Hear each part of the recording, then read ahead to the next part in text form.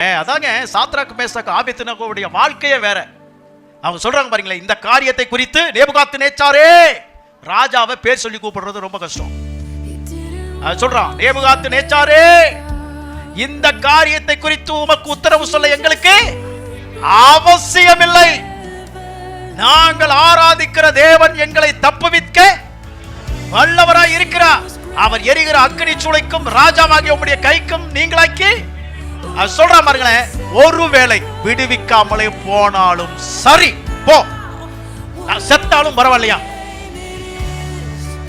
சாகிறதுக்கு துணிச்சிட்டேன், என்னை எங்க ஆண்டவர் காப்பாத்தலைனாலும் பரவாயில்ல, நீ சொல்ற காரியத்தை நான் செய்.